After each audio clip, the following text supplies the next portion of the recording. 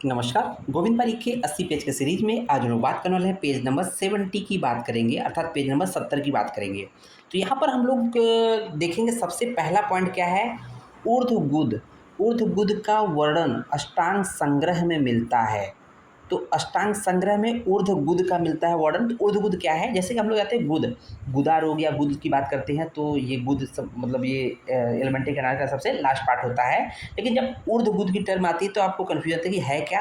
Actual में जो होता है मुख रोग होता है। मुख पर्टिकुलर, जैसे वाग्भट ने बोला कि मुख रोग एक ऐसा मुख रोग जिसमें मुख से बहुत दुर्गंध आती है, उसको ऊर्ध्वगुद में काउंट किया है। मुख से दुर्गंध आना ऊर्ध्वगुद में काउंट होता है। ठीक है, तो देखेंगे सबसे प्राचीन संहिता यहाँ दिया है क्षारपाणी संहिता।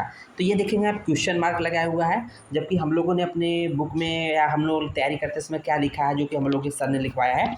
यहाँ पर बोलेंगे कि दूसरा पॉइंट देखेंगे, सबसे पुरानी व प्रथम संहिता की बात करते हैं तो ये ब्रह्म संहिता होती है। सबसे पुरानी व प्रथम संहिता जो है ब्रह्म संहिता होती है। तो यहाँ पर सबसे प्राचीन संहिता क्षारपाणी संहिता कह रही है, ये हमें समझ में नहीं आ रहा है। ठीक है, आप ऊपर लिख लीजिएगा, सबसे पुरानी व प्रथम संहिता ब्रह्म संहिता है। और उसके ऊपर देखेंगे भूलोक पर सबसे बड़ी संहिता, भूलोक पर सबसे बड़ी संहिता क्षारपाणी संहिता है, जो कि अप्राप्त होती है। ठीक है, ये दोनों पॉइंट जरूर लिख लीजिएगा। वो पॉइंट क्वेश्चन मार्क है, इसका सेकंड पॉइंट कि सबसे प्राचीन संहिता क्षारपाणी संहिता है। नेक्स्ट पॉइंट देख रहे होंगे, सबसे बड़ी संहिता जैसे हम लोगों ने पहले भी देखा था ब्रह्म संहिता होती है, जिसमें 1000 अध्याय और 1,00,000 श्लोक होते हैं। तो सब वही हम लोगों ने बात किया था कि भूलोक पर यहाँ पर दिएंगे ये पॉइंट जो है, ऐसा पॉइंट नहीं मिलता है कि सबसे बड़ी संहिता ये है। बट ये है कि भूलोक पर सबसे बड़ी संहिता क्षारपाणी संहिता होती है, जो कि अप्राप्त होती है। ठीक है, और ऐसा ब्रह्म संहिता के बारे में नहीं बोला गया सबसे बड़ी संहिता ब्रह्म संहिता होती है। सिंपल बोला गया है कि सबसे पुरानी वो प्रथम संहिता ब्रह्म संहिता होती है। इसको नोट आउट कर लीजिएगा। ये तीसरा पॉइंट थोड़ा सा कन्फ्यूजन वाला होता है। ठीक है, हाँ, इतना जरूर है कि ब्रह्म संहिता में 1000 अध्याय और 1,00,000 श्लोक होते हैं। उसके बाद देखेंगे चिकित्सा में जो है विषों के उपयोग का वर्णन, चिकित्सा में विषों का उपयोग का वर्णन सर्वप्रथम वाग्भट में आया है। तो वाग्भट मतलब अष्टांग संग्रह ने विष का चिकित्सा में उपयोग बताया। ठीक है ना। आयुर्वेद पंचानन कहा गया है, आयुर्वेद पंचानन कहा गया है तो पंडित जगन्नाथ प्रसाद शुक्ल को। आयुर्वेद पंचानन किसको कहा गया? पंडित जगन्नाथ प्रसाद शुक्ल को, पंडित जेपी शुक्ल को बोला गया है। और इन्होंने ही आयुर्वेद का षोडशांग विभाजन किया था, इन्होंने ही आयुर्वेद का षोडशांग विभाजन किया था। ठीक है ना। तो पूछता है कि आयुर्वेद का षोडशांग विभाजन किसने किया था?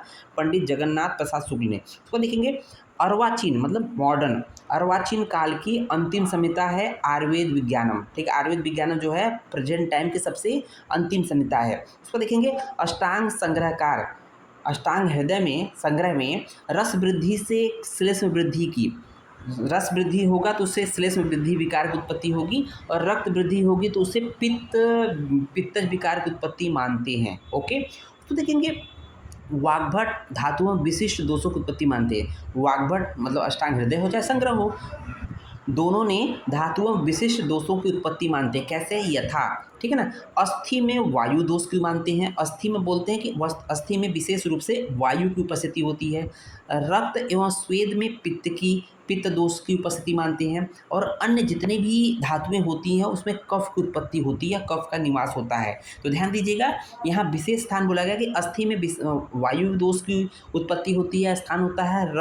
रक्त एवं स्वेद में पित्त का स्थान होता है या उत्पत्ति होती है, और अन्य सभी में कफ की उत्पत्ति होती है। उसको देखेंगे सुवर्णद्वीप, सुवर्णद्वीप है रत्नद्वीप है। सुवर्णद्वीप शब्द आया है मलेशिया के लिए, तो ये कुछ देश है। सुवर्णद्वीप सोने का द्वीप जो है मलेशिया के लिए आया है। रत्नद्वीप जो शब्द आया है श्रीलंका के लिए आया। तो कैसे याद रखेंगे? रत्नद्वीप मतलब आप देखें तिलक रत्ने दिलसान, तिलक रत्ने कहाँ का था? श्रीलंका का था। तो इसे रत्नद्वीप मतलब तिलक रत्ने दिलसान। नेक्स्ट देखेंगे कि चाय के लिए श्यामपर्णी शब्द का प्रयोग आया है। चाय के लिए सबसे पहले श्यामपर्णी शब्द का प्रयोग आया कहाँ पर? आयुर्वेद विज्ञानम में। ओके, पाचन क्रिया में, पाचन क्रम में अग्नियों का जो क्रम होता है उसका दिया है, जठराग्नि सबसे पहले कार्य करती है, देन भूताग्नि कार्य करती है, देन धत्वाग्नि कार्य करता है। अर्थात JBD तथा कोई आहार खाते हैं, लेते हैं, ग्रहण करते हैं तो उसमें सबसे पहले जठराग्नि कार्य करेगी, देन भूताग्नि कार्य करेगी, देन धात्वाग्नि कार्य करेगी। ये JBD सीक्वेंस होता है, कोई भी आहार पे अग्नि का क्रम होता है, सीक्वेंस होता है। देखिए कि वात का प्राकृत रस व वर्ड क्या है, तो वात का प्राकृत रस तो कषाय होता है, लेकिन प्राकृत वर्ड अव्यक्त होता है या स्यावड़ होता है। ध्यान दीजिएगा, वात का प्राकृत रस तो कषाय है, लेकिन प्राकृत वर्ड अव्यक्त होता है या स्यावड़ होता है। नेक्स्ट पर देखें, पित्त का प्राकृत रस व वर्ड क्या है, तो प्राकृत जो रस होता है कटु रस होता है, प्राकृत वर्ड पित्त होता है। तो देखिए कफ का प्राकृत रस व वर्ड है, तो पित्त, कफ का प्राकृत जो रस होता है मधुर होता है, और जो वर्ड होता है श्वेत होता है, तो श्वेत कफ होता है। ठीक है, देखेंगे नेक्स्ट इंपॉर्टेंट क्या है, ये पूछा जाता है कि वात का वैकृत रस क्या है। वात का वैकृत रस कटु होता है, जबकि पित्त का वैकृत रस अम्ल होता है, और कफ का वैकृत रस लवण होता है। ये तीनों पॉइंट है जो कि वेरी वेरी इंपॉर्टेंट है। पर्टिकुलर वात पित्त कफ का वैकृत रस पूछा जाता है एग्जाम में। तो देखेंगे त्रिफला के पर्याय हैं। त्रिफला के पर्याय क्या है, फलत्रिक है, वरा है, श्रेष्ठा है, उत्तमा है। ये कुछ त्रिफला के पर्याय है जिसमें हरित की, विविध की, आम्ल की पाई जाती है। देखेंगे अमृत संभवा पर्याय है। अमृत संभवा किसका पर्याय है, तो अमृत का है। मतलब अमृत संभवा किसका पर्याय है, अमृता का है। अमृता गुरुची को बोलते हैं, ठीक है ना। ये कहाँ पर आया है, धन्वंतरि निघंटु में बोला गया है। अमृत संभवा पर्याय धन्वंतरि निघंटु में अमृता के लिए बोला गया है, ठीक है ना। उसको देखेंगे कपि पिपली। कपि पिपली पर्याय है अपामार का। कपि पिपली पर्याय है अपामार्ग का, जिसको शिखरी भी बोलते हैं, ठीक है ना। एकारेंथस एस्पेरा बोलते हैं, चिरचिटा बोलते हैं। और जबकि कपि शीर्षक पर्याय है हिंगुल का। ध्यान दीजिएगा, कपि दोनों में है।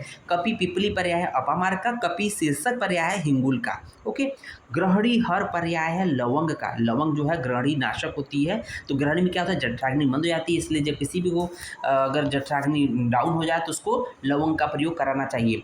CHF congestive heart failure, congestive heart failure में प्रयोग करते हैं करवीर डिजिटैलिस, ठीक है।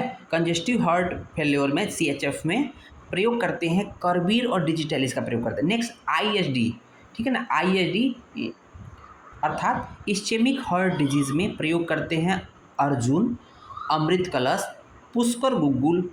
तो तीनों की ऐसे करेंगे आप HD, A फॉर हो जाएगा अर्जुन, दूसरा ए हो जाएगा अमृत कलश, P फॉर हो जाएगा पुष्कर गुग्गुल, HD मतलब ISD। इस्चेमिक हार्ट डिजीज में आप HD, A for Arjun, A for Amrit Kalash और P फॉर पुष्कर गुग्गुल। लेकिन CCF कंजेस्टिव कार्डियक फेल्योर में प्रयोग करते हैं करवीर का। ओके, हाइपरलिपिडेमिया में प्रयोग करते हैं लहसुन का। तो कहते हैं ना, लहसुन के सेवन से जब कभी हम इसको ऐसे समझ सकते हैं, जब कभी भी जो कोई नॉनवेज खाता है तो देखते हैं उसमें लहसुन की मात्रा बहुत ज़्यादा प्रयोग करते हैं। तो जो मांस का सेवन करते हैं, जब नॉनवेज बनता है तो ऑलरेडी फैट का एक पूरे पोटली होती है, फैट ही होता है, तो उसको कम करने के लिए शायद इसके पीछे लहसुन प्याज का यूज किया जाता है, ठीक है। श्रेष्ठ वायु है, चरक वाग्भट ने प्राणवायु को बोला है, ठीक है। उसके बाद सुश्रुत ने उदान वायु को बोला है, जिसको उन्होंने पौनोत्तम कहा है, उदान वायु को पौनोत्तम कहा है। रंजक पित्त का स्थान है, रंजक पित्त का स्थान वाग्भट ने तो अमाशय मान दिया, ठीक है ना। लेकिन यहाँ पर दिया है सारंगधर ने हृदय मान दिया, बट ऐसे नहीं समझना। सारंगधर वाला शब्द जब देखेंगे तो सारंगधर ने क्या रंजक पित्त के बारे में बोला है, रंजक पित्त का स्थान यकृत में बोला है सारंगधर ने, बट रस का रंजन हृदय में होना माना है। ध्यान दीजिएगा, रंजक पित्त का स्थान यकृत में बोला है सारंगधर ने, बट रस का रंजन कहाँ होता है, हृदय में होता है। इसलिए हम लोग ने लिखा कि रंजक जो हृदय है वो रस का रंजन होता है, बट यकृत जो है रंजक पित्त का स्थान है अकॉर्डिंग टू सारंगधर। उसको देखेंगे सुश्रुत ने रंजक पित्त स्थान यकृत प्लीहा माना है। ओके, हृदय रोग का कारण है रस वृद्धि होता है। ऋतु काल में शरीर का भार बढ़ता है। प्रश्न पूछता है कि ऋतु काल में शरीर का भार बढ़ता है कि घटता है, तो बढ़ता है। क्यों? क्योंकि कफ दोष का प्रकोप होता है। लेकिन वो उल्वक रोग की तुलना कर सकती हैं एस्पायरेशन निमोनिया से कर सकती हैं, एस्पायरेशन निमोनिया से कर सकते हैं। इस तरह से ये पार्ट कंप्लीट होता है। उम्मीद है लेक्चर समझ में आएगा। धन्यवाद।